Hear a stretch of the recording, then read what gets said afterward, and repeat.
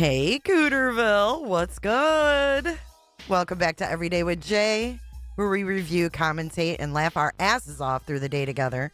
Thank you for joining me for live number 2 tonight. Thank you for coming back, actually. I was over watching some Jolene cracking the fuck up at the Megan Jolene review. Were you guys watching? What's up, Tori? Hey, Blue Jay. Blue Jay skipped Turtle Boy for me. I am honored. Thank you. Happy New Year's Eve. Hello, Angela's Clips and Giggles. What's happening? Gypsy Witch is back to moderate, and I saw some Melissa Hex, too. And I think Flobo, but I'm not sure. Hello, Access. I love your picture. Take a look at Access's picture, but before we do that, let's welcome HTC Victim in the house. Welcome to Cooterville. Come on in and close your legs. Thank you for becoming a member tonight. Check out Access's picture. It's up on the screen. It's like twins. Oh, when she does her Trisha is so funny. You just got the song, Toe Beans. Better late than never. Thank you, Tara. Good to see you. Hey, Gumbo. Hey, Amber. Good to see you. I know the holidays have been busy. Look at Potato's still awake. Holy cow. I hope your head feels better. Potato, I'm so glad you're here. Potato hasn't been around. She took a little hiatus, and she's slowly creeping her way back into Cooterville. So I hope you have your skort on tonight. Oh, it's 2:10 there. Oh, it's New Year's Eve for you guys. Well, happy New Year's Eve. Hi, Ruth Ann. Hi, Penny. Good to see you. Sporting some J for J merch tonight, y'all. I got my crew neck on. I don't typically get to wear a crew neck very often, so I'm kind of glad. Yeah, the holidays. I had my little granddaughter here for a few days, like this weekend and then last weekend, and that's all right. You're creeping. That's all right. Cheapers. I know. Joanne Fabrics is funny. Hey, Shboogies. You forgot your skort? I am very uncomfortable sitting here. I am. I don't like being on camera. I am very uncomfortable sitting here. I'm actually sitting Indian style. I don't know if that's okay or not, but it's going to have to be. I added a couple new sound bites. I have my favorite sound bite. Are you guys ready? Ski Utah. We might be playing that one a lot tonight because we're going back in time. So what we're going back to is called the Cultural Hall Podcast. Okay. Tonight, what we're going to be looking at, or listening to rather, it's just audio. We're going to be listening to episode 1. And please hit the like button. Yes, yes. I always forget. Uncomfortable. We're in the last 24 hours of 2025. Oh, it's crazy. Your crisscross applesauce, it's cold everywhere, but it is cold in Florida. It's getting down in the 40s. So I've got the heat on. I had to close all my windows. I've got my sweatshirt on. I don't like how Megan talks to me. Okay. It's just, I can't deal with Megan, whatever her name is. I can't deal with her. She's too bossy. She's like bossy. And just another reminder, tomorrow, New Year's Eve, if you don't have any plans, if you're not going out on the town, if you don't have any plans anywhere else, me and Unda Kresha are going to be live starting at 7 p.m. Eastern around that time. Don't hold us to it. But we're going to be dual streaming into the new year. Yeah, she does talk at you. She's rude as hell. She's very, very rude. But what we're going to be listening to is the Cultural Hall Podcast. And Lauren was one of the first founders. There was 4 founders, and their names are Lauren, Ashley, Gabe, Garbe Smith. Okay, hold on. Because they do a reunion. We're gonna listen to that in the next podcast, okay? So tonight we're listening to the first one. Then she comes back in 2020 for episode number 300 and something. And it's her, Lauren, the original co-host of the Cultural Hall, Ashley Garbe Smith, a.k.a. Pizza Face, Rob Ferre, formerly DJ Rob, Brittany, formerly the Anxious White Virgin. Those four are I guess, where are they now? That's episode 399. That's going to be in the next Everyday with Jay live. But today we're listening to episode number 1. So I have no idea. I haven't listened to these in their entirety. I can't guarantee what's in these. All I know is we're going way back. Episode 1. Let me see if I can find the date, the exact date. Hold on. Episode 1.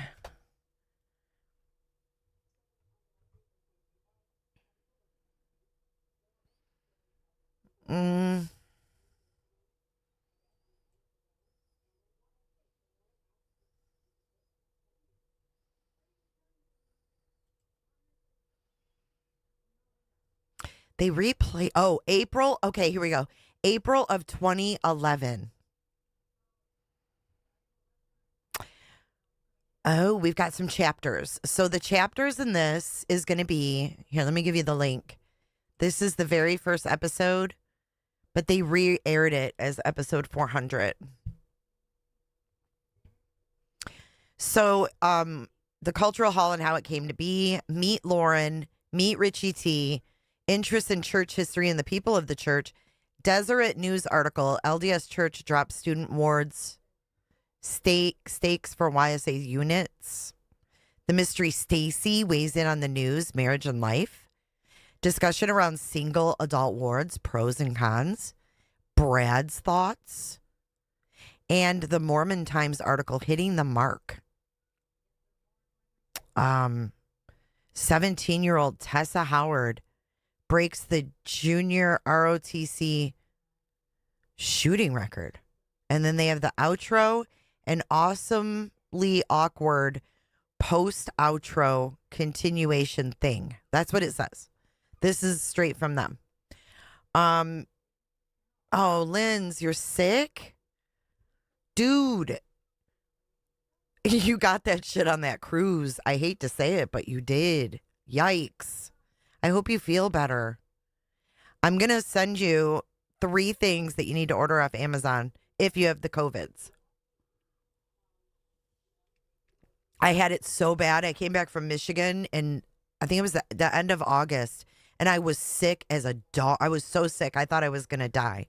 I literally thought I was going to die. Pink Pajama, are you feeling better?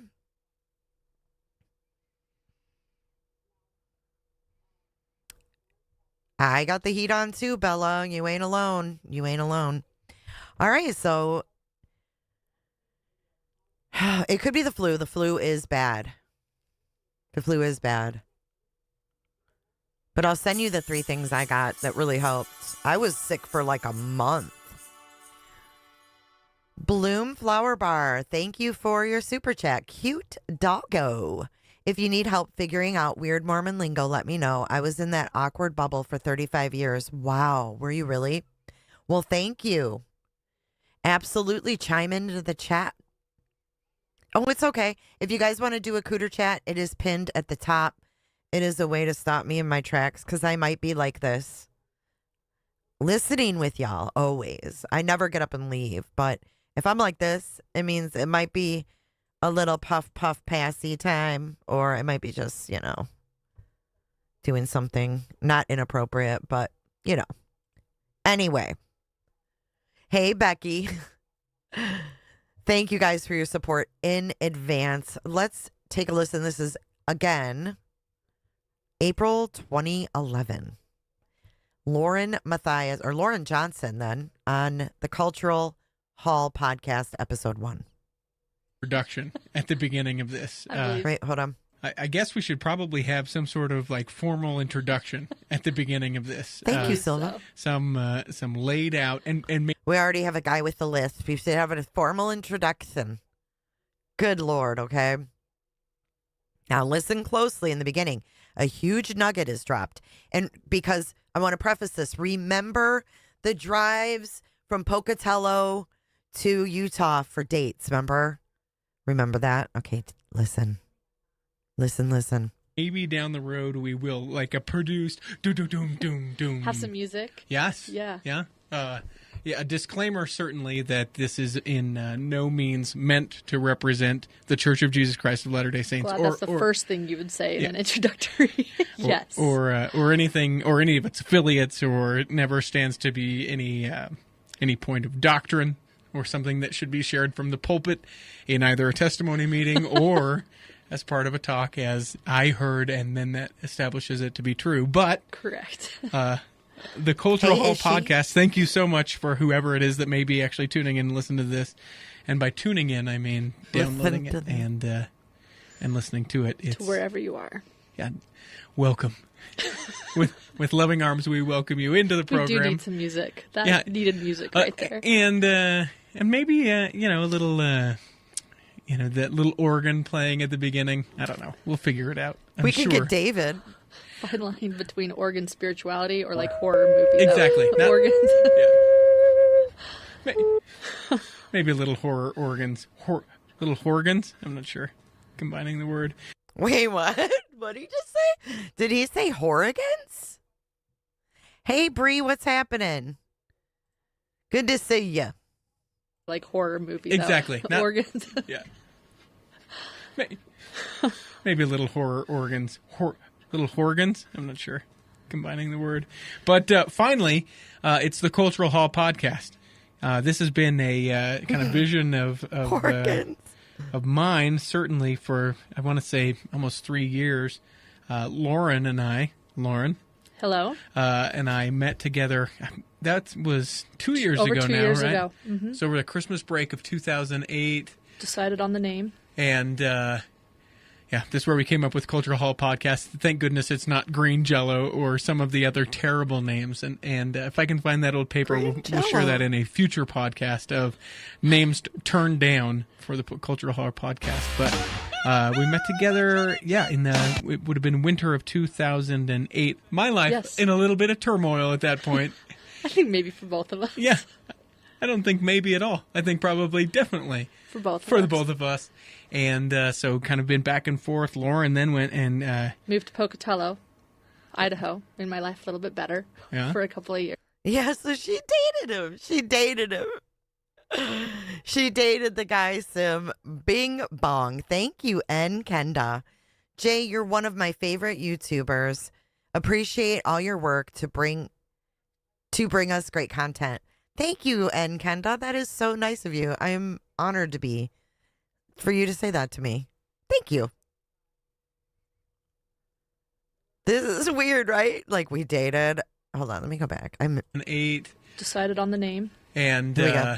Hey, Cindy. Yeah, this is where we came up with Cultural Hall podcast. Thank goodness it's not Green Jello or some of the other terrible names. And if I can find that old paper, we'll share that in a future podcast of names turned down for the Cultural Hall podcast. But hey, DJ. We met together, it would have been winter of 2008. My life in a little bit of turmoil at that point. I think maybe for both of us. Yeah. I don't think maybe at all. I think probably definitely. For both the both of us. And so kind of been back and forth. Lauren then went and... moved to Pocatello, Idaho. Made my life a little bit better for a couple of years. You were doing news up for Channel 6, Channel 8? Television reporter, NBC affiliate up there, Channel 6. Channel 6. So which kind of held off this idea for a couple of years. Yeah, and now to have you down here living in Salt Lake, unfortunately, you had to be let go early from your contract with the news up there in Pocatello. Oh, she had to be let go early from her contract at the news. Why? What happened? She didn't kiss him? For a couple of years. Listen. Yeah, now to have you down here living in Salt Lake, unfortunately, you had to be let go early from your contract with the news up there in Pocatello. I've moved on to bigger and better things, though. Yeah. Like the Mormon podcast. The Cultural Hall. Let us begin by establishing the name, the Cultural Hall podcast. Shut up, Georgia dog. So we don't actually know, and we're sure that this will evolve as it goes on. We plan on doing it on a weekly basis, an opportunity to meet not only other members of the church, but also I think we'll delve into some people who are no longer members of the church. Delve. And certainly give an opportunity to voice, not only different issues with I guess, doctrine of the church, but certainly also to talk mainly about the cultural things surrounding the Church of Jesus Christ of Latter-day Saints, or as we like to call it, the Mormons. So the Mormons. But this is the Assembly Hall podcast. Yeah, the Cultural Hall. What are you calling it? What, are we changing it already? There's a lot of halls. There is a lot of halls. There are a lot of halls. We can still change it to the Assembly Hall if you'd like. But I think Cultural Hall might be a little bit... I'll decide by next week. Okay, perfect. If it comes back and it's the Assembly Hall, you'll know that Lauren won, certainly. We hope to every week present either a guest of political noteworthy that's affiliated in some way or another to the LDS Church, or a musician or artist, poetry, some of those things. Also, members of note. Not to say that everyone isn't a member of note, I think his name's Richie. People that are doing amazing things and are able to hold on to their faith. So definitely look forward to that, as I think that will be awesome to be able to meet and to learn about other people of our faith and how they're able to maintain their faith, and then also to share news about the Mormons, what's going on, what's happening in the news. Hey, Si. And a lot of these things we'll probably have already heard about, but hopefully we'll discuss things that people haven't heard and that are of interest, and always welcome your feedback as well. Always. Always with feedback. Yeah, just before we started recording, Lauren was mentioning how she loves to be able to read comments on blogs and comments on she ever? Forums and different topics. So as this evolves, I like more than the articles even. Yeah, the article. What are people saying about it? Exactly. We hope to have a website, theculturalhallpodcast.com, up and running. Hope to be able to list and post the stories that we share in this time on that website, so Richie you can go and see the source and read for yourself, and also read the comments that maybe we didn't get to. Also, follow us on Facebook, facebook.com, The Cultural Hall Podcast. It's a great way to get in touch with us and leave any sort of message that you have there. So this week we don't actually have any sort of guest. So we're introducing ourselves. We're the guests. Yeah. Because we are new to the show. So, yeah. So tell me, I don't know if you want to go first or if you want me to go first, or maybe, I am following your lead in today's first show. Here's the visual. You go first. Okay, well, we'll take it from there. Let's take an opportunity then just to get to know you, I guess. Tell us a little bit about, I guess how old you are, if you served a mission. Yeah, pay attention because there will be a similarity right there. Just a little bit about yourself. Okay, so you going first is you interviewing me to go first? Right. Okay. And then you can follow my lead of the questions that I ask and ask them in return. I like that. I am Lauren Johnson. I'm 31 years old. And I didn't realize you were older than me. You just said that out loud. You didn't? No. I knew that. I didn't realize that. Hi, I know Kylie. you knew that because you know how old I am and you know how old you are. So obviously. the next question. No, actually, I don't even know. Are you 29? No, I'm 30. 30. The next thing he asked was whether or not I served a mission, and I did, and in Cleveland, Ohio, which was, I'm going to give it away, the same mission as Richie, who has yet to introduce himself. So I knew that I was older because I was older when I went out. Yeah, but I served. The mission. I finished before you even started. But I went out almost 2 years later than I typically should have. So. And we can talk about maybe why that was another time. It's That's okay. Between me and the bishop. Yeah, you don't need to share that with anyone. That's fine. Just kidding. You're like, just kidding, but not actually just kidding. No, and I think there's something very admirable to be said about people who wait for the time that it's ready for them to go. It was the right time for me to go. It was. That's when I decided to go. I didn't decide to go when I was 21. So you served a mission in Cleveland. Mm-hmm. What have you been doing since then? That's 8 years. That is a good question. I asked myself the same thing. What have I been doing? But I am a graduate of the University of Utah, Mass Comm. Then I worked a lot with... So she went to the University of Utah. Remember we were wondering about that? Hey, Dee Dee. Hey, guys. Welcome back. Welcome back. You guys, make sure you hit the like button because this will never get out in the algorithm if you don't. And if you don't do it, then you're responsible. They dated. Nonprofit decided I actually wanted to try this journalism. I am a graduate of the University of Utah, Mass Comm. Then I worked a lot with nonprofit, decided I actually wanted. I worked a lot with nonprofit. What nonprofit? I worked a lot with nonprofit, like my future husband, Jean. Jean worked in a nonprofit the nonprofit got sued. Yeah, I don't believe shit. Show the degree, Lowen, with the little logo emblem. Not some shit you can buy online, Grayson. Show the actual. Why isn't her degree on the wall? Why isn't his degree on the wall? What are they hiding? What do they not want us to know? On Prime Crime. What do you think they're hiding? Do you think they're hiding something bigger than what we've already surfaced? Do you think there's more? Ski Utah. To try this journalism thing out, which I had my degree in. Richie suggested I call Pocatello and ask him if I could intern. So this guy helped her get her job, her job in Pocatello. Wow, Lauren, it's all coming together. So she dated this dude, no longer dating him at the time of this podcast, allegedly. And he's the one that helped her get the job in Pocatello. Go. It was. That's when I decided to go. I didn't decide to go when I was 21. So you served a mission in Cleveland. Mm-hmm. What have you been doing since then? That's 8 years. That is a good question. I asked myself the same thing. Thank you for the 5 gifted. But I am a graduate of the University of Utah, Mass Comm. Then I worked a lot with nonprofit, decided I actually wanted to try this journalism thing out, which I had my degree in. Richie suggested I call Pocatello and ask him if I could intern, and then I got a job. So I've been the last 2 years up being a television reporter for KPVI Channel 6 in Pocatello. And so I actually kind of owe that a lot to Richie not to here. me. You It's don't a know good what way to me. for him to get rid of me, Stop too. it. He's like, why don't you just I call wasn't Pocatello? ready to do the podcast yet.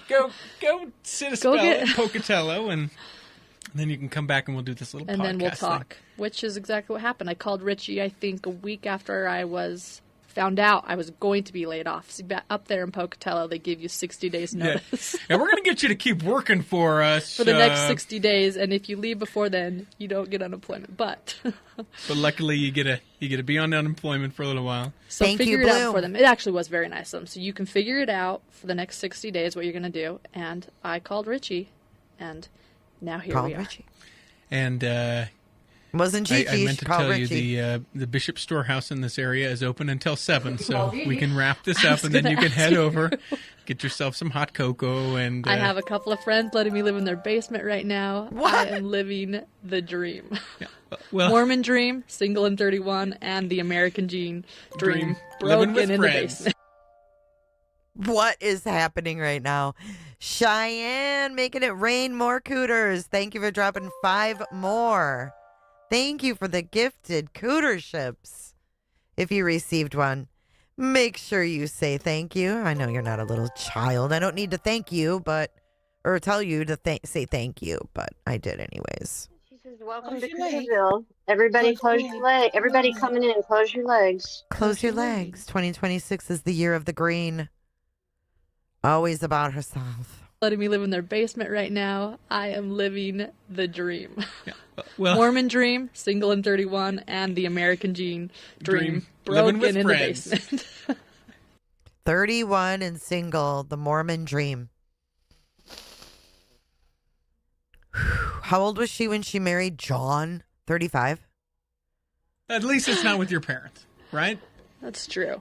I almost did go share a bedroom with my mom, but I opted out at the last minute.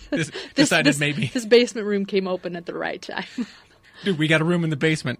Yeah, where is it? Well, it's not finished. In fact, it's just framed. You know what? It's just a slab of It is cement. actually a very nice bedroom, and I have my own bath. I don't have a bed. I sleep on the floor right now, but I think it's good for my back. Being positive. Richie, your turn. I'm being positive. This cement pad is good for my back. That's nice, though. A nice bathroom. That's great. Yeah, my own. I don't think he was actually named in the book. He might have been talked about, but he definitely was not named. There was Erin. Remember, there was Erin. She accused of grape. I'm so glad you could get one. But, dude, I don't know why she tells any of these stories. No, she said she's living in someone's basement.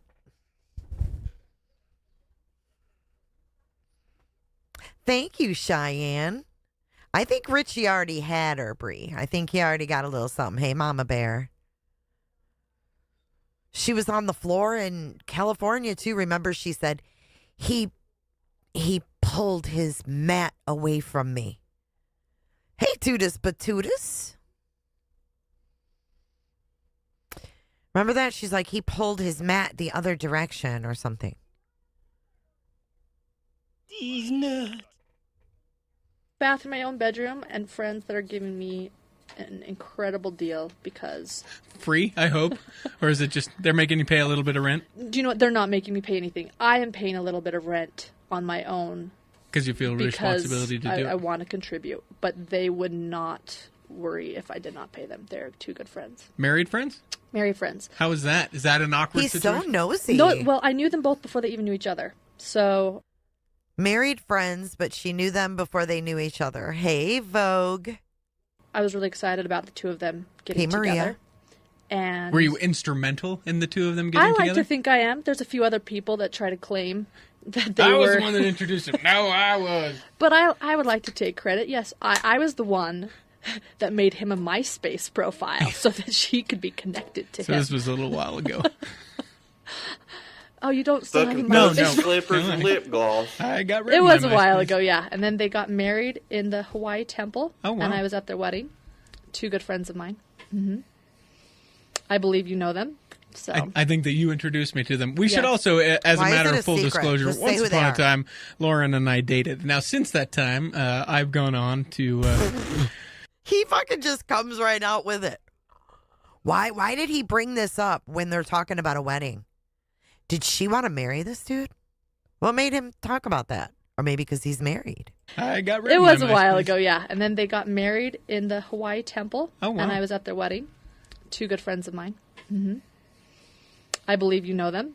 So I think that you introduced me to them. We should Yes. also, as a matter of full disclosure, once upon a time, Lauren and I dated. Now, since that time, I've gone on to greener pastures, to happier home, to... no. It didn't work out. It's no sort of awkwardness, but really excited that Lauren and I get to work together. But I am, in fact, married. That was kind of awkward. Was it not? They do have more flow with John, but it's still weird. Hey, Jerry. Hey, Harmon. He moved on to greener pastures and happier homes. He said it, and then he was like, I'm just kidding. In other words, we bumped. That's it. Yeah, we did it. So what? Designs by Gigi and everybody else, if you're just entering. We are listening to the Cultural Hall podcast, episode 1, with the founder, Lauren Johnson Matthias, and her partner, Richie T.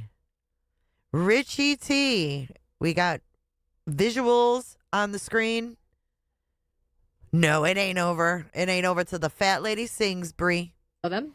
So I think that you introduced me to them. We should Yes. also, as a matter of full disclosure, once upon a time, Lauren and I dated. Now, since that time, I've gone on to greener pastures, to happier home, to... no. It didn't work out. It's no sort of awkwardness, but really excited that Lauren and I get to work together. But I am, in fact, married. Been married now, I think today or coming up pretty soon, it's like 8 months. And I'm a dad congratulations. of a 13-year-old. They grow up so fast, you know? Yeah, this was really weird. So he must have married someone with a 13-year-old, but he's 30. So I'm like super duper confused about this situation right here. They just went over their ages. She's a year older than him. He's 30. He just got married 8 months ago, and he has an instant 13-year-old son. So either the chick he's with had a child really fucking young, if she's the same age, or the chick he's with is way older. Like, what does that mean when you're 30 and you get married and you have an instant 13-year-old son? Wild. These people are just wild beyond belief. It's a lawn crime. It seems Weird like how that happened. I remember you calling me and telling me I'm a dad, and then the next thing he's turning 13. it seems like only 9 months ago I didn't even have a kid, and now to have a 13-year-old, it's Just a good way to do it, they huh? grow up overnight. No, not in this podcast. She's 31. He's 30. And he's got a 13-year-old son from marriage. Hey, Maria. Wifey was a teen mom. I don't know. Melissa, I don't know. She said, why is everything with Lauren weird? I don't know. It is, though. But this is the Cultural Hall podcast. This is in 2008. Isn't that what I said? April of 2008? Or 2011, sorry. It's a great time. Her and I are looking into getting our first house, and so had some pretty awesome opportunities in being able to help raise the kid. Although if you asked him, he would certainly say that he's raising himself and he can do it just fine because he knows. That's he knows. a 13-year-old. Yeah, I wasn't like that, so I don't know. I can only imagine. Certainly. So for me, a little bit about. That's kind of a red flag. If he's mimicking his 13-year-old son, he's only been married for 8 months, and he's already mimicking him on a fucking podcast. Dude, if he was my husband and we just got married, I'd be like, excuse me? Why are you fucking belittling my son on your first episode with this twat? He talked like, I can do it better than you. Like, whatever. I just don't like that. Margie, welcome to Cooterville. Come on in. She says, welcome Close to them. Cooterville. Everybody close your legs. Everybody coming in, close your legs. Close your legs. Called him the kid. Yeah. I don't like it. I don't like the vibe. Myself, I'm from Midville, Sandy area. Went to Hillcrest High School here in Salt Lake City, Utah.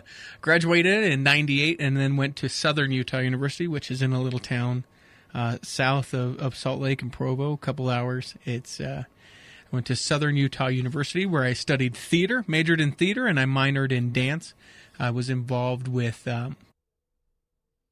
He's in theater and he minored in dance. Is that like popular in the Mormon religion that the guys dance and do theater?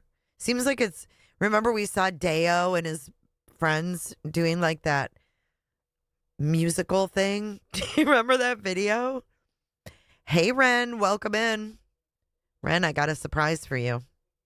It might be after Christmas, but this is for you. Ski Utah.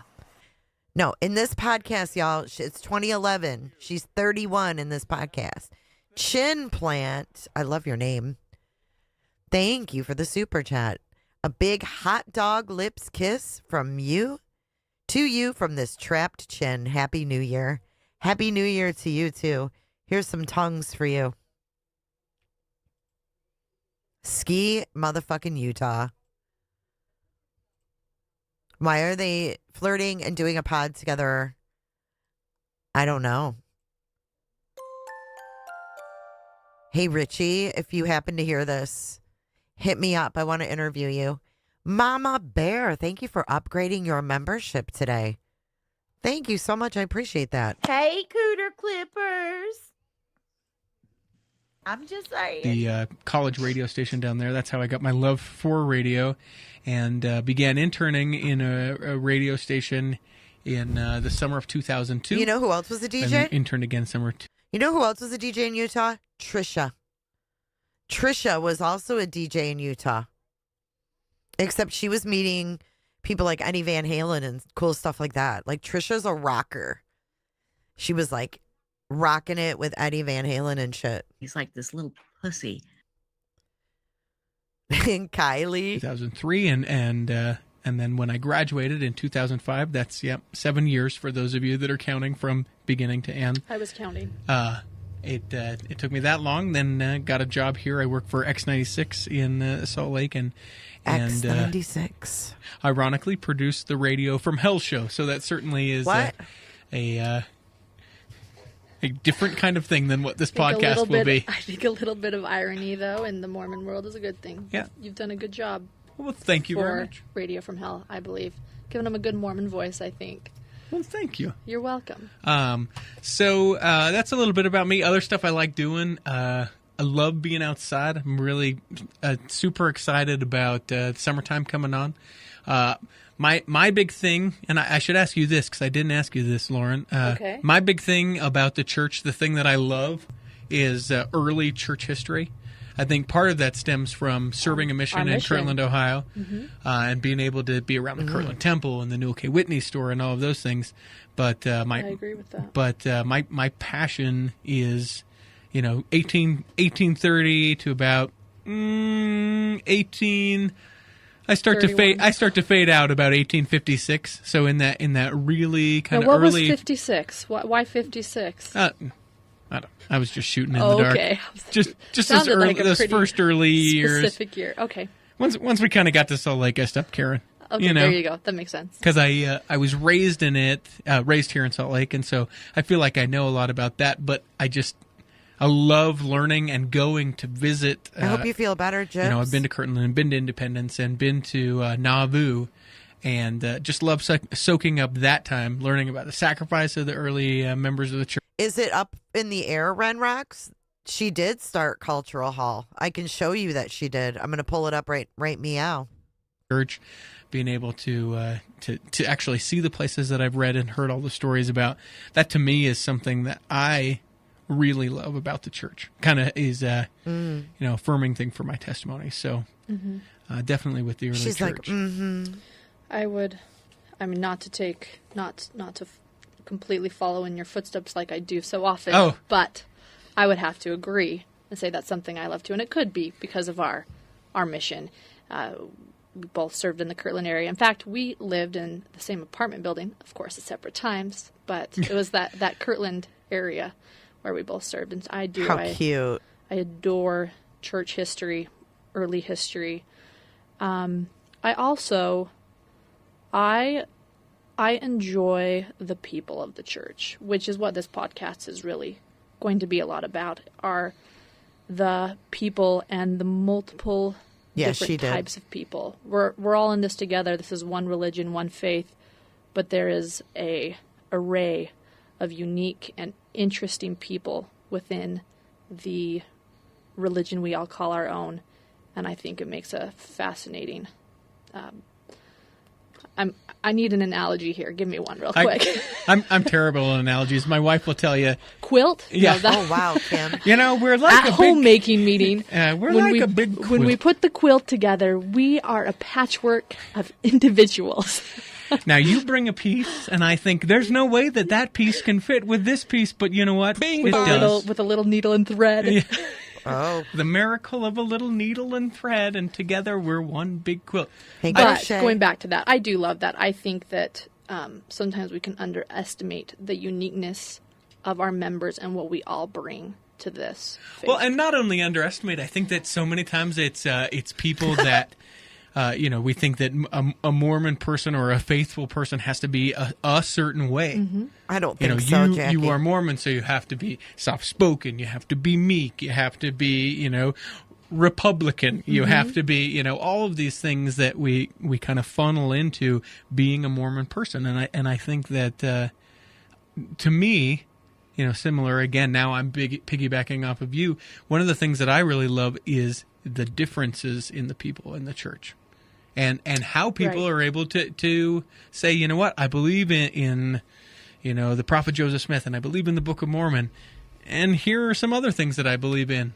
And they're not necessarily the things that I believe in, but I don't know. That's so interesting to hear them talk about. I'm hoping it begins to make sense. What it is that they believe, and then, more importantly, why it is or how they've arrived at believing in that. So it gives me testimony really quickly. In It strengthens my testimony. I mean, if Mama we're going D, to I have had a the same worldwide thought. church, we're going to have to Oh my God, Mama D, you read my mind. I was gonna say, does he by chance like lead his stepson's Boy Scouts or something? be a worldwide people. And I think that that's something that really sparks my testimony a lot because I love people, as I know you do too. Sure. So, Smith is the pedo. I guess getting into the church, we this just came out yesterday. This is in the Deseret News, and again in the future we'll link these at The the Deseret News. culturalhallpodcast.com, so you can go right to the source. From the Deseret News, a big announcement from the LDS Church is that they're no longer going to have student wards, but instead we'll change it over to young single adult wards.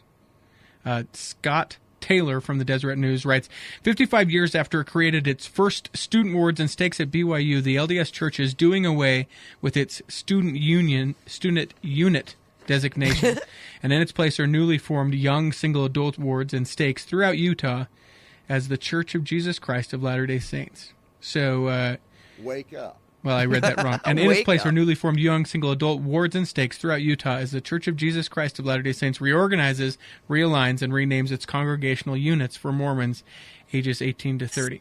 So, Ski Utah. Just Good night, coconuts. as I heard that, and let me give a little background. So yesterday I was watching the news, and they're teasing this big thing about this will impact 10,000 young members of the church, and I wanted to watch it. But I fell asleep. Oh, darn. As you do. You don't know about this yet because as a single person, and here we go, married to a single correct, same age, one's doctrine. married. Yeah. I fell asleep. You think, oh, now I'm always going to stay up late. I'm always going to be a night owl. And I was like that. I am that person, burning the candle at both ends and in the middle. Oh, Lord. But just crashed last night before I could watch this. Anyway, didn't know what it was. I thought maybe they were changing the way the institute curriculum went about or whatever, but they're taking all these student wards and making them young single adult wards. So to me it's a pretty fascinating idea because take for example here in Salt Lake at the University of Utah. That's the local university here, obviously. And so you have people who live in cities surrounding the University of Utah who are young, single people, but they're not enrolled in college, or they're not studying. So they go to a young single adult ward, and then in the same age are their collegiate counterparts who are going to school and are in different wards, and they may live right next door to each other, but because one is a student and one is maybe just got a job or can't afford to pay for it right now, or any number of situations, they're not I think first of all able to meet each other. I think the church would be not shy about saying part of the reason why we've done this change is so that people will be married. Let her talk, dude. I don't know where you'd get such an idea. Yeah. They want us to get married. Is that? Yeah. So Oh, you're Lord have saying mercy. marriage is important. I think she wanted to marry this dude. So I think that's a huge part of it, but also I think Happy New Year, geographically, Sarah. I think it's going to work out better for people who live in the same area to go to the same church, and it's all lumped in the same age, 18 to 30. I'm a self-proclaimed ward hopper. Or ward shopper. No hopper, because I'm not looking. I just don't know where to go. Huh? So You're not searching out the hot guys. You're just like, is this where I'm supposed to be? Has anyone seen my records? I'm like, I need to sleep in late tonight. This morning. What time is it? Oh, gosh. No, I have my reasons for ward hopping. It's not because I want to sleep in or because Happy New Year, Beth. who's going where. That's not the reason. I don't want to be a ward hopper. I'm a ward hopper by default. And explaining what we explained in my little introduction, I moved from Pocatello, so I'm new to the state now. I am temporarily, fingers crossed, temporarily living in my friend's basement. Don't necessarily want to go to their home ward if I'm only going to be there for a month or so. Sure, because then you have to go through the introduction of, Right, hello, and I'm staying with them, and here my records are here. And what happened to Lauren? Where is she? Right, exactly. And so I put what a my dilemma. membership, because I'm not sure where I'm supposed to be going right now, really. And my friends that live upstairs are married and going to the home ward, so we're in different areas of our life.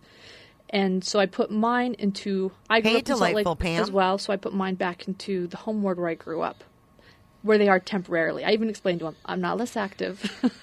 I am going there tomorrow. Don't send people to my house. I go to church. I'm going there tomorrow for church, but there have been other days where I thought, okay, I need to go to a singles ward. I don't even know where I'm supposed to be going. Do I go to student ward? Do I go to singles ward? So friends are saying, come to my ward. Come to my ward. Come with me. Being that I really don't know where I should be going right now, I have, okay, come pick me up and we'll go to church together. What time is that at? 1? Perfect. That sounds great.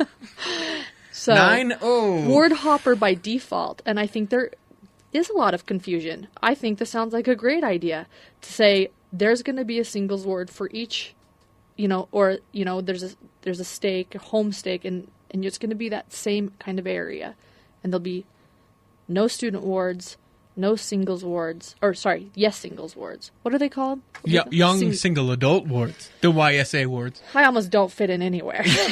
Oh my God. I would say I'm a mid. You're a mid-single. Actually, you have too. Haven't you graduated on? Isn't there for the... It's up to 31, and I'm 31. I am like the epitome of stereotyped awkward place. She was really feeling the pressure. Desperado. Isn't there for the... It's up to 31, and I'm 31. I am like the epitome of stereotyped awkward place right now in the single world. So if you're young and handsome and good looking, handsome and good looking both being important, you can always email Lauren. No, or find me at facebook.com, as Richie said, opposed to facebook.org. Yeah, not the Facebook. Did I say gov. She said facebook.com. Oh. I just thought it was funny. We had to make sure that people knew. www. Yeah. Facebook. Make sure and throw in the www.com. All right, we're going to go to the phone now, and joining with us on the telephone. Oh, Christ. Welcome to the Cultural Hall podcast. It's Stacy. How are you doing, Stacy? Just great, thanks. You bet. Thank you for joining us, first of all, on this first ever Cultural Hall podcast. We're kind of... Stacy. This isn't the insightful one, is it? Really? No. Thank you. Thank you. We're just trying different things out, trying to see what kind of feels good, what works, and so we appreciate you, first of all, answering your phone, and then second of all, being willing to get on and to talk to us a little about. So what we've been talking about before we called you up is this big announcement that the church made yesterday about no more student wards and only young single adult wards. First of all, were you aware of it? Yes, I found out on Sunday in my ward. Okay. How did you find out? They announced it. Well, some people already knew about it, so they were talking about it, but they announced it. The bishop got up and announced it over the pulpit in Sacramento. Okay. I missed church on Sunday. I was traveling. Oh, you I were was hopping. on an airplane. She always misses church. I don't think she goes at all. Thank you, Delightful Pam, for your super chat. I appreciate that. I'm not inactive, though, I promise. I just... I was flying back. Yes, I was flying, so... So they read the letter in church, and then what were your thoughts? What did you think? I think it's great. I mean, for starters, no one really followed the rules of the student ward / singles ward anyway. Everyone went to wherever they wanted in the first place. So it's not that big a deal to get rid of the student wards, in my opinion. Does it affect you at all? I mean, were you in a student ward and now it's going to become a singles ward? Or Yes. Well, I actually just moved like 2 weeks ago, so Sunday was my first day in my new ward, and it was Happy a student New ward. Year's Eve, Matt. So I don't know how much of a change it's going to be. You're like, welcome to the ward, and the sport doesn't exist anymore, Stacy. So, exactly. They made us go to a new member meeting, and then they told us in sacrament meeting, oh, guess what, this is getting dissolved. So. It is interesting. The ward I was going to before I moved to Pocatello was a student ward. It's been around forever. Pocatello. So forever. Yeah, that's what this one was, too. Literally, since the time of Joseph Smith. Since it was 18. like Joseph Smith translated the Book of Mormon. This is the first singles ward ever in existence. Yeah. But so it will be interesting to see what they do with these wards, these student wards. So how does it go then, Stacey, from this point? Because now, what with me being a married person and all. I know. Thank you so much. What, yeah. Wow, Crochet Mish just dropped 10 cooterships. Thank you so much, Crochet Mish. Woohoo. Welcome in, guys. Come on in and close them legs up tight. Slam them shut. Comments about that? Yeah, you got out too soon. Yeah. Yeah, I should have waited around for this. No, right. So how do they, your ward was dissolved. How are they going to get in touch with you to tell you where your ward is at and where, I mean, really, if the ward is now dissolved and the bishop is gone and everything like that, it's like, I think I come here at 9? Question mark? Well, we're now on, what is it, the Tuesday after Easter. They're having the big, huge conference at the conference center downtown that everyone's supposed to go to. Everyone is in, all this young single adults? All the singles, right? Yeah, mark that down, Lauren, since you weren't in church. You're like, oh, shoot, where's my BlackBerry? 7:30. It's at 7:30, Lauren. Utah. Okay, I'm putting it in right now. 7:30. And they're going to, I think they're just going to talk about it and hand out maps to everyone that will show you that's helpful. where your new ward boundaries will be. And then the Facebook following group. Sunday will be state conference, where they'll be putting in all the bishoprics and everything like that. That's right. So everyone's going to their own state conference on that Sunday. Okay, that makes sense. I think that makes sense. I mean, word travels fast. They can. Man, the church knows how to get things organized quick. Just tell the women. The women will make sure and pass that around. Well, that's cool. So you all in all are pretty in favor of it. Yeah, I mean, as far as I don't know what's really going to happen. I think, as far as I can tell, everyone's pretty excited about it.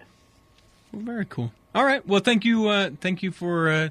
Anything else? Anything else you want? Any opinions? Other things? What else do you think we should have in this podcast, Stacey? Besides me? Yeah, besides you. I mean, what really do you need? You're like, just a lot of me, please. No, I mean, we've talked about we're gonna have a lot of news, different things going on for LDS people in the news, and every week we want to have a guest. She's probably nervous. A politician that happens to have some Mormon affiliation, or a musician, or an artist, or one I didn't mention earlier, bloggers. Some sort of public figure. Yeah, exactly. Right. Anything else that you can think of that would maybe? How long is your podcast going to be? Well, a few hours, long as church. Yeah. 3 hours. 3 blocks. Yeah. Perfect. That is perfect. Actually, let's write that down. We'll write it. Well, every week it'll come in 3 blocks. 3 blocks. That's great. I have sorry, I'm going to switch. Go ahead, you Stacey. two are like the perfect people to be doing this, because both of you I could listen to all day. Well, so if you get more people like you guys and you all just sit around and chat about it, that would be entertaining to me. Well, besides you, Stacey. The people that I don't know, like the public figures and stuff. and we'll get. Well, you do know Richie T. He could be considered. Oh, he's a public figure. Oh, I forget. Stop it. Good. I'm glad that you forget. I'm glad that you forget. I'm gonna go back to the original subject. Stacey is my peer here, so I've got to just ask her like a couple questions, and I just want to know your opinion, Stacey. Do you think? I mean, obviously for singles it affects us in one way, but I think the church also, the brethren are saying, "Oh, good. Hopefully this will make sure the records don't get lost, and we'll get these singles." Married together. Okay, he said the M word. He did it. He said it. And we'll get married, which I want to do. I assume one day you want to do too, Stacey. Well, but do you think that this is actually? I mean, I think it's going to help the singles cause, our personal cause. Do you think that this is going to help with the brethren's goal as well, as for us to get married or not get lost, or what do you think? What do you I think so. The ward I was going to last year, we were having general authorities show up all the time, and they would usually speak, and then they'd open it up to have people ask them whatever they want. And a lot of people would always raise the question, hey, we're getting older now, but you guys are kicking us out to, what are we supposed to do? And they always let us know for sure that we were at the top of the list. They Get were married. very much praying for us and trying to figure out what to do because they realize that he hates changing Lauren. and people aren't getting married as young as they. Well, not everyone's getting married as young as they used to, and so I think that they've been thinking about this for a long time. So I'm pretty confident in them. Yeah, I think overall it's a good thing, and I'd like to, we can keep talking about it, but I mean this kind of affects me a lot. It's everything. It's me, and not only is it me being single, but it's me being at the awkward age of 31. Exactly. Now what? Yeah. Well, it's pretty much too late. Let's focus on Stacy because she still stands a chance. You're too old. Oh, Lauren didn't like Stacy. Oh my god. Oh shit, listen to that burn again. Ouch. Me being single, but it's me being at the awkward age of 31. Exactly. Now Yeah. what? Well, it's pretty much too late. Let's focus on Stacy because she still stands a chance. You're too old. He's got a point. Let me just to kind of jaunt a little bit off of what you said. Why do you think it is? I mean, is there a reason why you personally haven't been married, or? Hey, Jace. No. I mean, legitimately. I mean, obviously, there's history, and we needn't get into some of that stuff. But do you feel like it's just one of those things? I mean, what did Lauren say? Something about her giggles. Listen. Obviously, there's history, and we needn't get into some of that stuff. But do you feel like it's just one of those things? I mean. Did she say God? She giggles because he dated Lauren. He dated Lauren and he got married. He said he went on to greener pastures. History, and we needn't get into some of that stuff. But do you feel like it's just one of those things? I mean, why for you do you feel like people are waiting longer to get married? I think a lot of it has to do with. Well, I don't know. Actually, now that I think about it, because I found that all the people that I surrounded myself with were all pretty much the same age, 30, 31, and nothing's just come around yet, I guess. But a lot of what I've been talking about with my friends lately is how people are getting married so young. I'd be like, it's none of your business, like Richie. Sure. Mm-hmm. The old why would I want to do that then and just end up being divorced? I'll just wait a little while and get it right, quote unquote. And I think a lot of people are, they're more focused on their careers and education, and they don't need to settle down right away, and that's okay. Those are two issues the Salt Lake Tribune brings up in their article today, why young LDS men are pushing back marriage. What other reasons does it give? School, financial stability, focusing on other things. It also talks about the divorces, as Stacy mentions. We watch friends get divorced, but not only just friends and peers, we're watching parents get divorced. And it brought up something that I've always been saying. When I read it, I even said, yes, inside my mind. I was like, thank you for saying this, that young LDS men do not even know how to date. The LDS Church pushes do not date. No, they do not date until you're 16. And then when you do turn 16, heaven forbid, group date. Go hang out. Hang out in groups. Don't pair off. Then what happens at 19? A guy goes on a mission and he comes back as a 21-year-old that's never even asked a girl out. They're told, find a wife when you get home. Mm-hmm. Mm-hmm. It's a problem. Yeah. And so they get home, and they've had no time to develop social skills, maybe, or... Yeah, in some instances, sure. Social skills in hanging out, I think there's no better group than a whole bunch of Mormon young single adults. We know how to break the fast. We know how to family home evening. We know how to linger longer. We know how to linger longer. We know how to plan these events and fit it in our budgets that we're given. Yeah. But we do not, heaven forbid, know how to have a significant other and make it so that we are we go out on dates and get to know one another. Plus, then you have Facebook. So, I think this article mentions this too, and I agree. I've been saying this for a while. You know everything about a person before you even take them on a first date. So, on the first date, it's so. So I was looking on your profile, and I just want to make sure that this is correct. You, in fact, have the desire to be a lawyer. All right, check. You don't look a thing like your picture, so this actually won't work. I'm going to go ahead and stop the rest of these questions. And I know another thing with I've never lived outside of the state, about? but I've had a lot of roommates say it do, State and of they Utah. say they've never dated more than when they were living outside of the state. I would fit in that category, and I say that a lot. I leave Utah and I get asked out by men that know how to ask a girl out. And then I come back to Utah. Wait, what? What? Would fit in that category, and I say that a lot. I leave Utah and I get asked out by men that know how to ask a girl out. And then I come back to Utah and I hang out in my basement. Just kidding. Just kidding. No, but I have... No, you don't. You're not kidding. You live in the basement. It's okay. Art gallery, stroll tonight, a few other things, and then be home by 8 and in bed by 9 for church. Saturday is the special day. It's the day you get ready for. However, today is Friday. Okay, let's put this on the web tomorrow. Okay, no, I have. I was not. And Stacy, if you need to go, just let us know. But we can let her go. Stacy, thank you so much. Oh, thank you for being a part of the very first The Cultural Hall podcast. It'll go down in history. It was such a thrill. Yeah. Mm-hmm. Thank you for reading that card exactly how I wrote it. You bet. Yeah. Talk to you later, Stacey. Bye. Bye. So do you think that we could interview Richie T?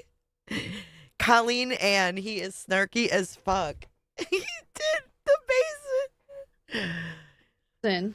Why I was not at church last week was because I was traveling from Arizona back to Missouri. Let us know. But with my aunt and uncle, who are not LDS, I had a friend come out for a couple days. Oh, is that Aunt Ruthie? Is that Aunt Ruthie? Oh, listen.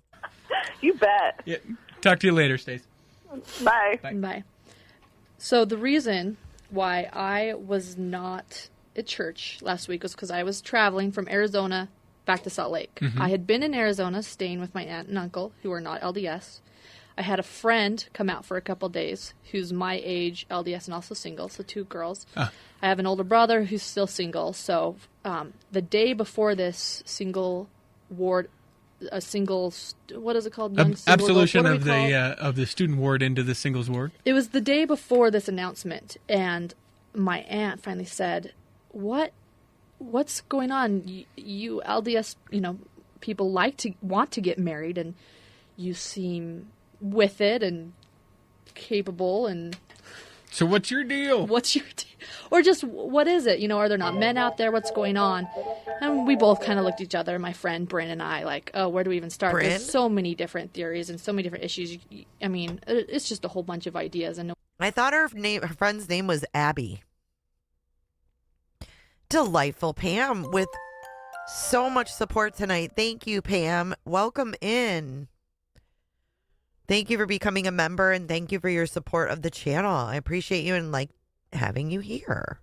She says, "Welcome to Cooperville. Everybody, close your legs. Everybody coming in, close your legs. Close your legs." I'm not sure about that, Lily. I'm gonna have to do some more research into him. I didn't know his name until we started listening to this. No one can really pinpoint it, because if the brethren could, we'd all be married now. They'd be like, we figured it out, done.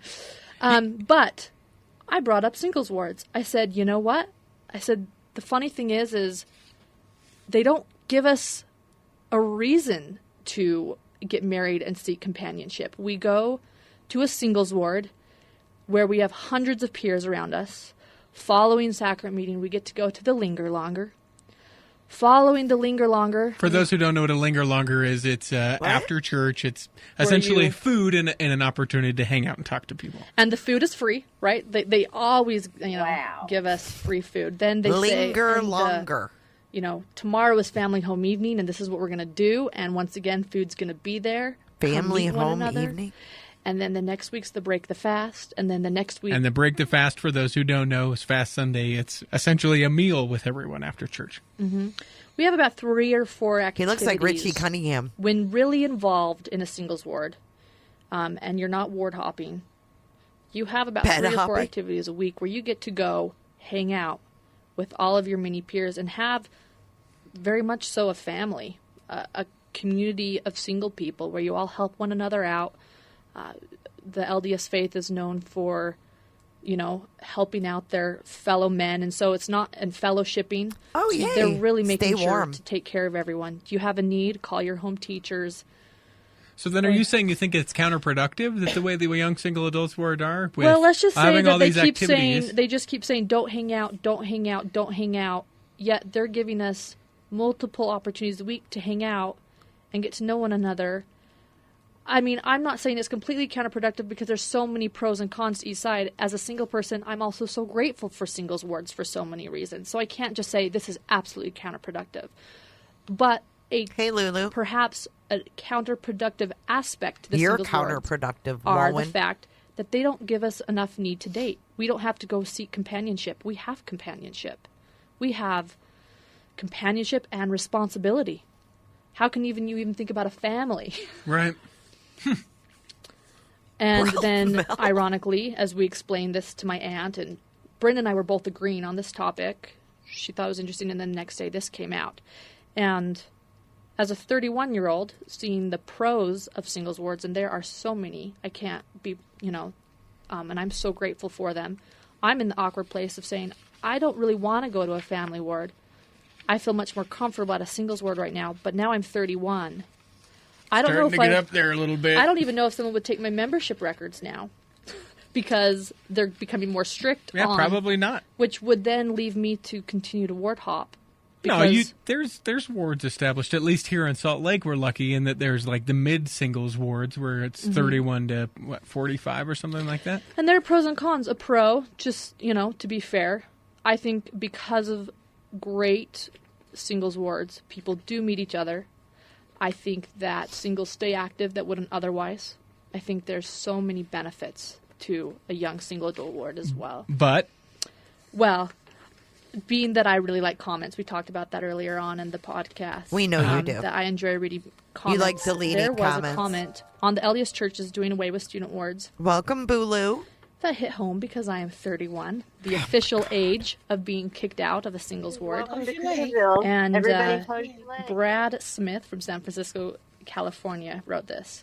Anything or any policy that deals with dating age has its negative side. Example, what happens when one gets into that magical 30 years of age and one is still not married? Are they then a throwaway person? Age ranging is a form of discrimination, judgmentalism, and or other forms of exclusion. Groupings such as YSA should have more flexibility in the way things are handled. Not everyone gets married before 30, and not everyone matures at the same spot of the individual timelines. Not everyone meets that right person at the same age. Inactivity starts when people feel they don't fit in, and as a result, the experience of going to church becomes uncomfortable. It's okay to start all kids in kindergarten at age 5, but it's another thing to expect them all to be married by age 30. Not all people were born with the same talents. They are not just cookies from the same cookie cutter. Bad decision to tie people to specific dating ranging. Which I agree with the most of that. What's his name? Chad? Brad. Chad. Interchangeable. Sorry, Brad, if you're eventually going to hear this podcast. I apologize. Wow, that did not age well, did it? Brad, Chad. He's like, is that Chad? She's like, no, that's Brad. Not Chad, but Brad. That was weird. I'm sure he will. Everyone's listening. Yeah, exactly. Who's Brad? I agree to a point, except what if you're 18-year-old girl going to a ward with a bunch of, 35-year-olds. Or 35-year-olds or 40-year-olds. If you don't want to do the discrimination of age, then so you're going to have the 50-year-olds in the church with 18-year-olds. Now, granted, that's how a family ward is. Certainly a different atmosphere because it's not everyone encouraging to date everyone in a family ward. But in the singles ward, I think that there's a certain level of uncomfortability for an 18-year-old girl to be in the ward with a 50-year-old guy. They're both single, so it could work out. And I'm sure that there are plenty of people in the world who have that much age difference and they're married and it's great and it works for them. But I'm sure there's also, a great amount of people who are, either intimidated by someone that much older, or it's just kind of that, uncomfortable. You are as old as my father is, and this is weird that you are here. You remember when you and my dad went to high school together? Yeah, awesome. Sure. Yeah, and I think these are all things, and I give the brethren credit because I think these are all issues that they've the brethren are the males and discussed and talked about. There isn't a right answer. It's the YSA wards do so much, I think, for those that are seeking, to meet one another and to looking for spouses, companionship, whether it's with friends or dating, and keeping people active. I think it also can be detrimental to a lot of us. Right, CH? All right, let's change topics a little bit. I think that we've handled pretty well the young single adult switch from a student ward. I want to tell you a little bit about this. I found this. This is from the Mormon Times. She made it all about her, guys. That whole entire segment was supposed to be about some change in the Mormon rules, and it ended up being all about Walwyn being 41 and single. I know. I take my hats off to the brethren. You can go to MormonTimes.com. It's kind of a sub-project of the Deseret News, which is the newspaper here in Salt Lake City. Probably, Jacqueline. They share different articles, news about the church, and also talk about... Boo-Boo's Roo wants to know, what are the females called? I guess he said it in the beginning, like, what did he say, whores? Whores? What was it? He was joking, but... They have 400 episodes, so I don't know. About newsmakers, Mormon newsmakers, and I thought this was pretty awesome. Well, hold on. I got to do some more research to see how long she was on it, and if those episodes are still up, because I want to see. But then they had like a reunion. Podcast number 399 was the reunion where all these people come back. Stacy. Hold on, where are they? Thank you, Elizabeth. She says, I worry for JM if LM doesn't get her way. I'm kind of right there with you. I don't know. They're both kind of scary if you want to know the truth. They're both a little bit terrifying. Let me see something here. He's still... Richie just posted just today, December 30th, 2025. Oh, Richie T is active. He's still pumping out episodes. Oh, wow. Yeah, he puts them out, it looks like, a few times a week. Okay, so I'll have to do some research to see how many episodes she was on, because he's got a lot of episodes. 1,000 of them.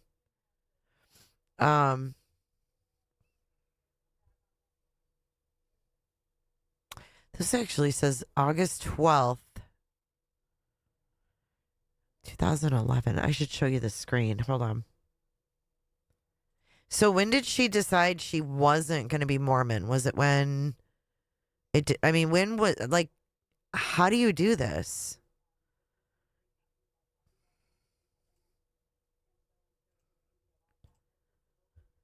Okay, check this out.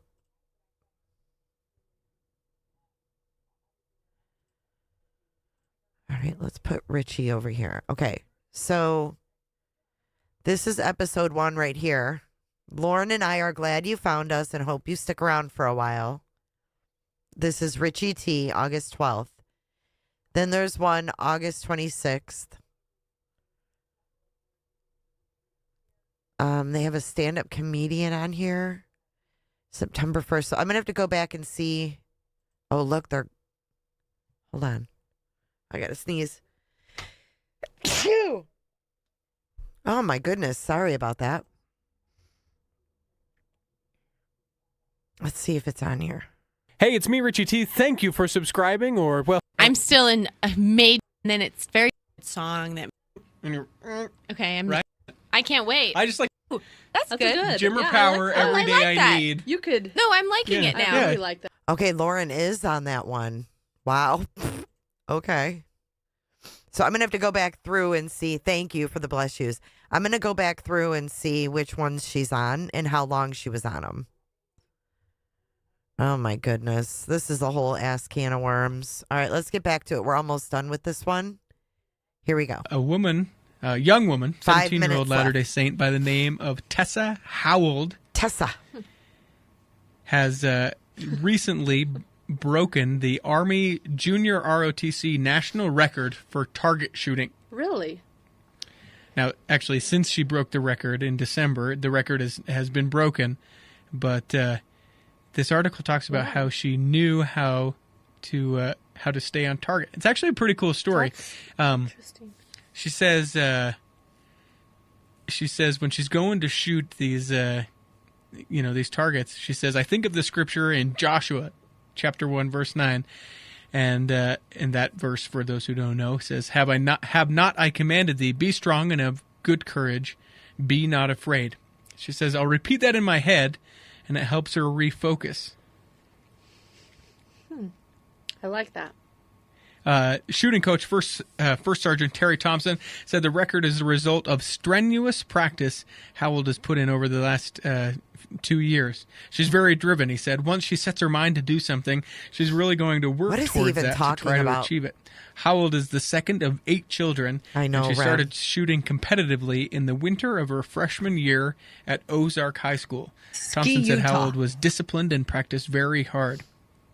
So, the Great where did White you say Buffalo. She was from Ozark, Missouri. Is that M.O.? M.O. is Missouri, right? Yes. Yes. Uh-huh. Good. Got that. Wait, you're Mormon and you don't know that M.O. is Missouri, dude?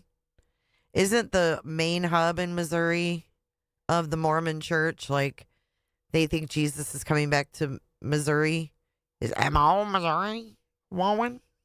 Right. No, I know. There's a lot of M states, and you've got Montana. And you got the Mississippi. And, yeah. And let's list some more. You got Maine. Maine, Maryland, Massachusetts, Michigan, Minnesota, Mississippi. Are you singing the song right now in your head? Montana. And you got the Mississippi. And, yeah. And let's list some more. You got Maine. Maine, Maryland, Massachusetts, Michigan, Minnesota, Mississippi. Are you singing the song right Lauren, I'd like to see you do that now. With your lips. I bet you she couldn't. M states, and you've got Montana. And you got the Mississippi. And, yeah. And let's list some more. You got Maine. Maine, Maryland, Massachusetts, Michigan, Minnesota, Mississippi. Are you singing the song right now in your head? Maybe. Missouri, Montana. No, I'll stop. Can you guys just jump in the sack already? I stopped on Nebraska, yeah. Nebraska. God. End state. It's an end state. So way to go. That a Mormon person staying right on target. I don't know. That is really cool. How old did you say she was? She's 17. That's. You have to be. I'm assuming you have to be. She'll never be 31 and kicked out of the singles ward. She's got herself figured out. See that guy over there? I got my sight set on him with her little love gun, as I do a stupid, over there. I got my sight set on him with her little love gun, as I do a stupid, finger gun. Yes, luckily you did it to the side of me, so I wasn't harmed. Yeah. Whoa. Ski Utah. So, congratulations to Tessa. I don't know. Maybe that's not the way to work it in. I don't think my segue was altogether that great. Congratulations to Tessa. No. She's a 17-year-old girl who has the talent and won awards. And that's what he says. Shoot him with her little love gun. Oh, my God, Pines. I am very uncomfortable sitting here.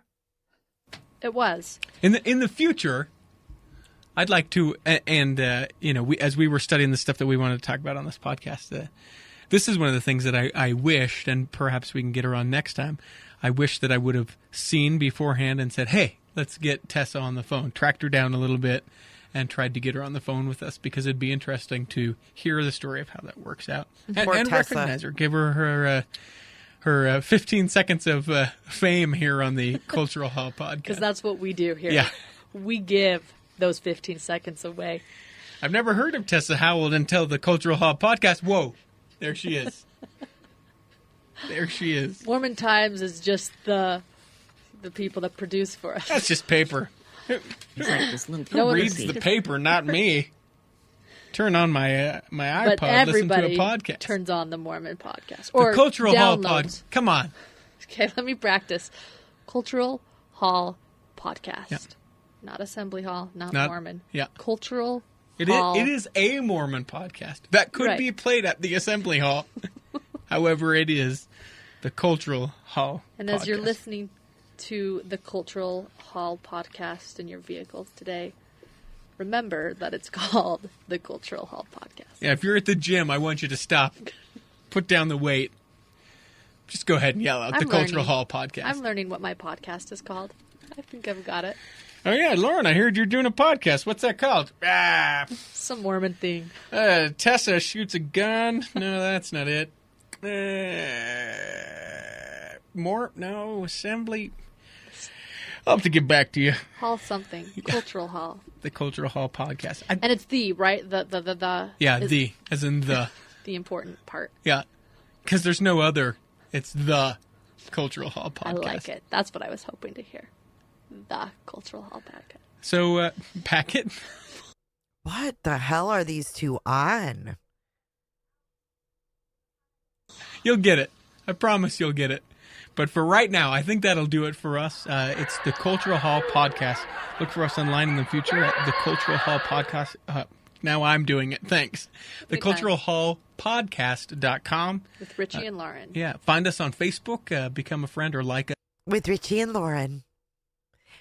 With Richie and Lauren. Did you hear that? With Richie and Lauren as she giggles. The Cultural Hall podcast. Now I'm doing it. Thanks. The Cultural Hall podcast.com. With Richie and Lauren. Yeah. Find us on Facebook. Become a friend or like us there. We'd love to hear your feedback about this podcast. And Jeepers! And as we continue to grow and improve as our journey in this gospel of the podcast. My biggest hope for the next 6 months is that we'll be able to look back on this first podcast and think, wow, we have come a long ways. Yeah. But stay with us. How could we not? We'd like to see you grow and evolve with us. Embarrassing. As we become patchworks. On a quilt with just a tiny piece of thread. It's the Cultural Hall podcast. Thank you. That's how they ended their first episode. Boink a doink. Let's go do it, Richie. Do it, do it. Wow. Okay, then. That would be episode number 1. I'm going to take a look at some of the other epis, but I have more for you. Thank you. That's Summer Lou. Summer Lou. Say hi. She's pouting. Look at her. She won't look at me. Summer Lou. Summer. She's pouting. She wants me off here. Really, really dumb. I don't think that I would ever listen to every one of those, but there is a reunion with these guys. I'm totally curious about the reunion. Let's though switch gears for a second. And we're going to do our slideshow of the day where Jay's been digging, which can be dangerous sometimes, but it can also be pretty informative. So, all right, here we go. This is our slideshow of the day. So I broke the bank and got a newspapers.com, what do you call it? Subscription. And let's see here. Okay. So right here, this is Lauren's father. This is Jameis Johnson, the one. Oh, is Christina Mack here? Hi, Christina. Hey, girl. Hey, I just saw your text. Listen, this is Jameis.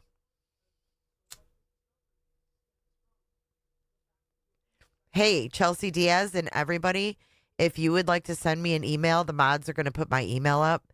Send me links, pictures, whatever, videos, whatever you got, documents. Okay, so this is, we're going to have a little history lesson now, okay? I wish I had some history music. Instead, we'll just do this. You buzzed? Oh, Jolene ended. Welcome in, welcome in. So you guys are going to have to replay because we just listened to Lowen's first podcast ever. First podcast ever. And the email is in the chat. Thank ya. Thank ya. Okay. Check this out. Okay, so that's Jameis. I'm going to start calling this the slideshow of the day because I always find the weirdest shit, you know it? Okay. We are going back, folks. I was 2 years old. November 17th, 1975. This is the Legally Blind guy. Let's read this article, shall we? Jug Band to perform. The Elk, Water, Flea, and Tick Jug Band. That's the name of it. Elk, Water, Flea, and Tick Jug Band. Who will play in the UC Ballroom November 19th is homemade music that combines blues, bluegrass, rock, opera, and pure schlock into a funky blend of sound. The incorporate guitar, mandolin, fiddle, washtub bass, scrubboard, Jew's harp, and harmonica. Jew's harp? And good foot stomping music. Each of these musicians, in quotes, contributes uniquely to the group. We got Randy Sloat, an Oklahoma boy. He plays the guitar and stereo. Randy has written a number of songs for the group, including The Leaving on a Greyhound, Disappearing, Taillight Blues, and several other equally intriguing ditties. Jim Fager of Miami, Florida, sings lead and plays the washboard and invents most of the humor in the group. Gary Weaver of Provo, Utah, has the best voice in the group. Oh, wait for it. It gets better. And arranges most of the songs. He is a virtuoso on the washtub bass, and plays harmonica. Jameis Johnson of Eugene, Oregon, plays guitar, mandolin, tenor, banjo, and Jew's harp. Jameis is the best-looking member of the band and wrote this press release. Bing bong. I cracked the fuck up when I read that last line. Jameis is the best-looking member of the band and wrote this press release. Then we move on to Dave Hunt, Baker, Oregon. He plays the fiddle, mandolin, the bandola, and the guitar. Returning from an extensive tour of Pleasant Grove, Utah, the group is playing mostly in the Intermountain West. They've played numerous conventions as well as most of Utah's schools and universities. They recently appeared at the Salt Palace in Salt Lake, where they watched the Stars Drop One. The group does concerts for anyone from bar mitzvahs to bowling tourneys. Like father, like daughter, right? There's the band, y'all. Yeah! Giggity, giggity. You got photos right there, Bree. Giggity, giggity. That's her dad in the hat right there. In the watch. That's the whole band, but then here's her dad. Giggity, giggity. They have the same nose. Her dad, she actually looks just like her dad.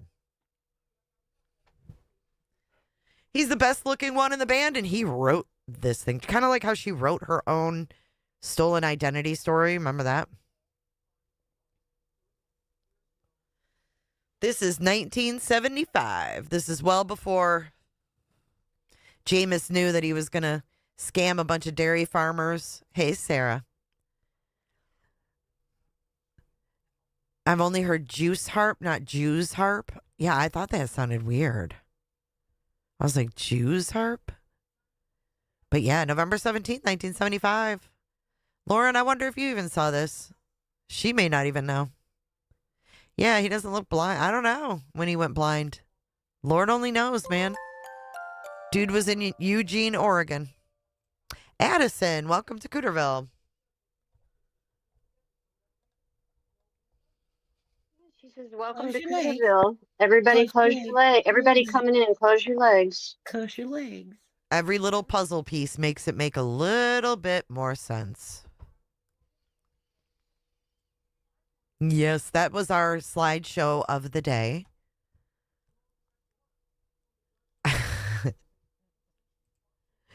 Is it juice harp? I'm going to Google it right now. I've got a video for you guys, though, so hold on.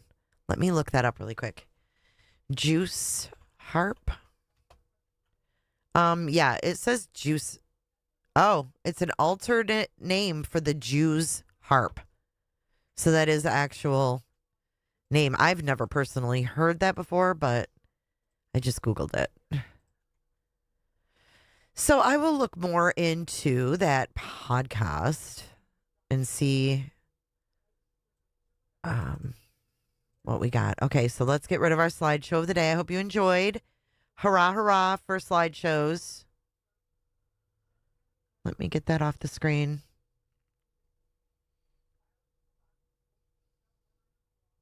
Boom, there we go. All right, I've got one more video to kind of go with the times here. Going with the times. See, it says a juice harp is likely a mishearing or alternative name for a Jew's harp, also known as a jaw harp, mouth harp. I'm all for musical instruments, though. I ain't making fun of that shit. I think that shit's cool as hell, but not coming from that weirdo. The best looking guy in the band, you know. Okay, so here we go. We have an old newscast going a little bit back in time.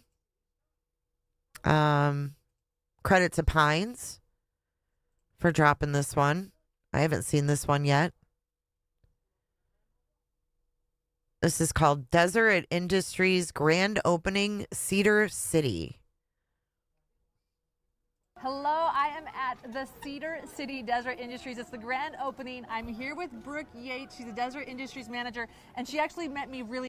It's actually really low, isn't it? Hold on. I got lots of finds like that. If you guys enjoy the slideshow of the day, we'll continue doing them. Because there's a lot more where that came from. I'm not even kidding. Really early because I came to work early today because I love treasure hunting so much, and I'm actually pregnant. I'm actually pregnant. Okay, here we go. Hold on. I think we're going to have to study this one. Because the old girl's got a belt on. Now, when I was 6 months pregnant, I was not wearing no damn belts. You weren't putting a belt near my damn belly. And I didn't get that big with my first one, even though he was a big baby. But she's like, oh, welcome back. Welcome back. I'm the only one who lives in the state the brother practices in. So it was a jurisdiction thing.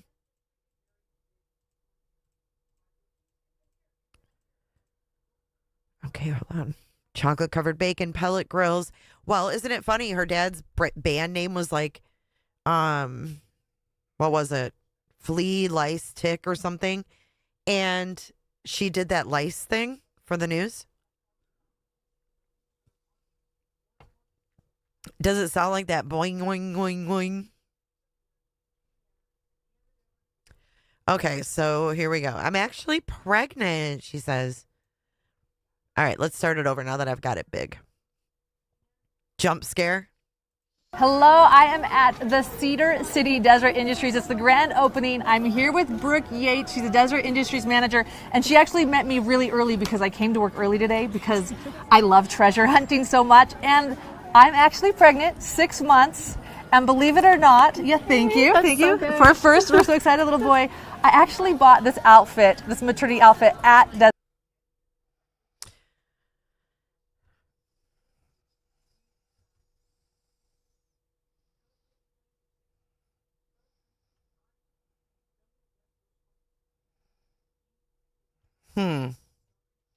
I'm actually pregnant.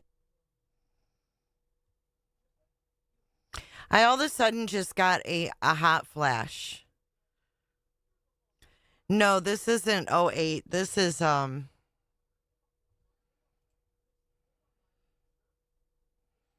it doesn't have a date on it. She posted it April 24th, 2017 on her Lauren Johnson YouTube. But I don't know, when did she have that baby?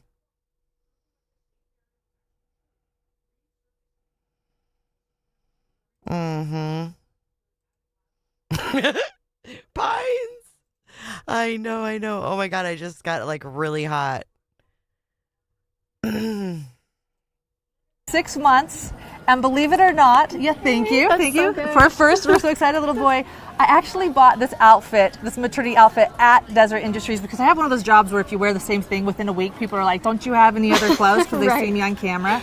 So I bought it here, and I've also been buying all these baby clothes. I actually found this. Just so you know, it still has a new tag on it. It's amazing. It's brand new. And it's $2. $2. And I'm super excited about these. Those are so cute. So anyway, I love treasure hunting at Desert Industries, but there are also things here that people don't. You guys have some new things too, is that right? Yeah, we do. So we actually have new furniture. That's another thing that people just don't realize with Desert Industries. We actually build our furniture. So we have like beds, bunk beds, dressers, mattresses. We have a facility in Salt Lake where our associates will learn those skills and build that stuff and send it to the stores. I think I might be buying my crib mattress here. You guys had some new ones back there. It was amazing. Yeah, and we also have, socks and underwear and towels because we're not going to sell used socks. I mean, we want to provide the community with quality items and, some things you just can't sell used. So. Right, exactly. Yeah. And I love coming here. I do those DIY projects. You get the furniture. It's so fun. Of course, a lot of them are Pinterest fails because I'll get it and I realize I can't make it look like what it looks like on Pinterest. Yeah. But then I'm able to bring it back and donate. And tell us a little bit about how that works. Used stuff comes here. People buy. Does it help for people to donate too? Yeah, definitely. So I wonder if Chad Daybell's books are in here. Comes here, people buy, does it help for people to donate too? Yeah, definitely. So if you come and you donate here, you get a tax break, which is a great thing for your items. But then you're also helping the mission. I mean, you're able to help the employees here. The community is able to get items at a low cost. I mean, it's great. Did they have nice stuff though, Kresha? That is incredible. And I'm going to have Todd, actually, you got to see all these clothes they have here. It's incredible. I'm going to be baby shopping here for quite a while. There are so many racks. And then I also have to show off my shoes because I found these here and I'm so excited and they sparkle. So I'm going to be here probably the next 2 days. I'm probably going to be spending my Saturday here. That's perfect. Thank you so much, Kresha. Mary, I always want to say Merry Christmas. Happy New Year. I can't wait for our little shindig tomorrow. Thank you so much, Kresha. I don't know about this pregnancy thing. I'm skeptical. So I'm going to be here probably the next 2 days. I'm probably going to be spending my Saturday here. That's perfect. Super excited. We're here at the Cedar City Desert Industries. And what's the address? 1460 South Providence Center Drive in Cedar City. And the grand opening is going on till tomorrow. In Cedar City, Lauren Matthias, good for Utah. What'd she say? Good for Utah? So this was in Utah, not Idaho. In Cedar City, Lauren Matthias, good for Utah. She is the gift that never stops giving. Ski Utah. Jules the thought. I have never been a fan of used shoes. That's so gross. Especially with no socks. Blit. Yes. One more thingamajig before we close out.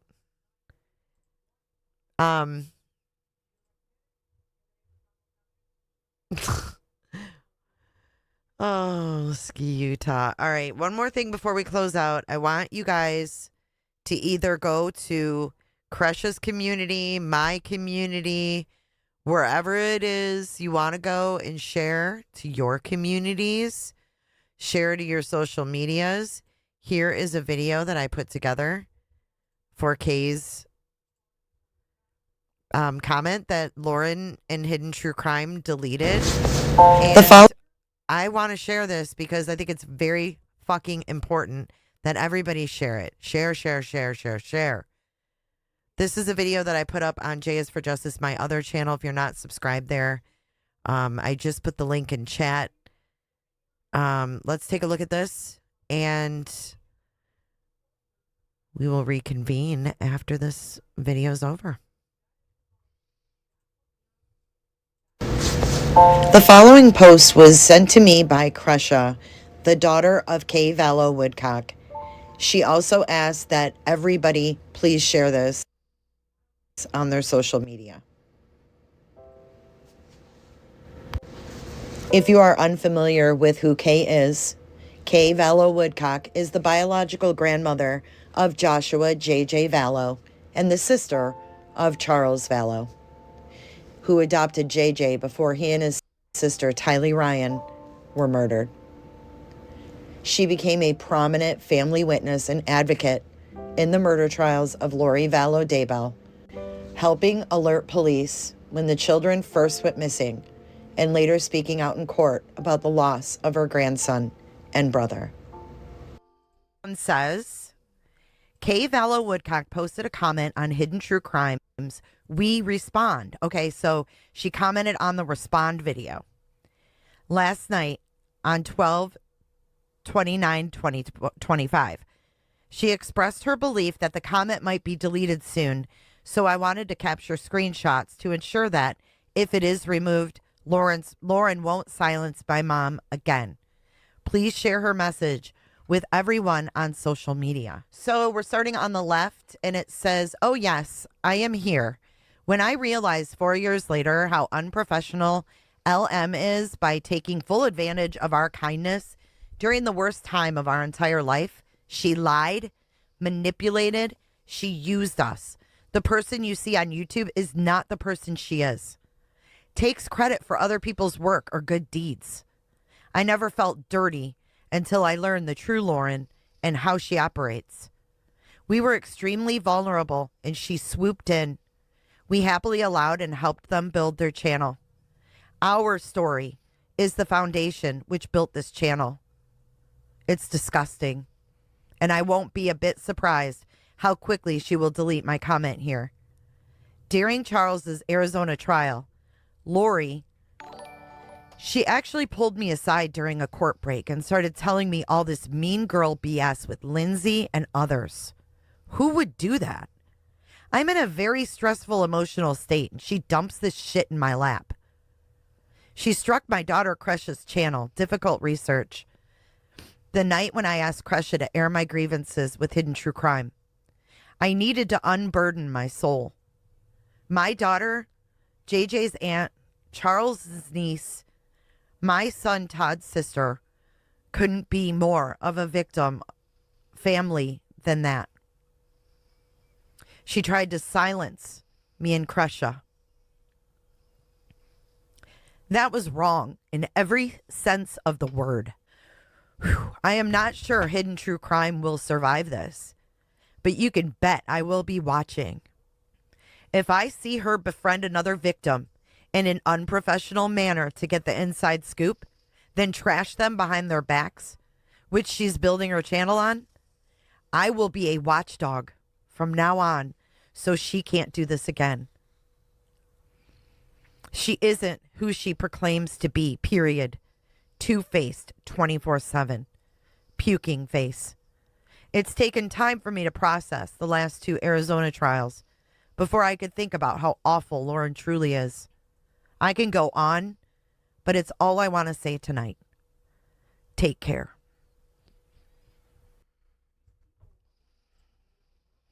Thanks for listening to that, guys. I think it's really, really important we share that. And so smart of Kresha to grab the screenshots of that. And I want Kresha to know I'm so looking forward to making tinfoil hats with you tomorrow. We will be live around 7 p.m. Eastern Standard Time, 6 p.m. Central. Huge hugs to Kesha and Cray. We'll just call him Cray. That doesn't sound good, though. No, we won't. Kay and Kresha. Much love to you guys and everybody else who's been affected by the Matthias's tongues. You too, Christina. But hey, I might be live before then tomorrow, so be looking out. Be looking out. Ski Utah. Ski Utah. Christina, do you ski Utah? Do you guys ski Utah? I never heard anybody going to Utah to ski. What do I know, though? I think it's time to get in the Cooter DeVille. I'm going to go chill on the couch, catch up on what I've missed. A Cooter DeVille. I think the devil drives a Cooter DeVille. Well, hopefully all the other victims will see that. That's what our hope and goal is.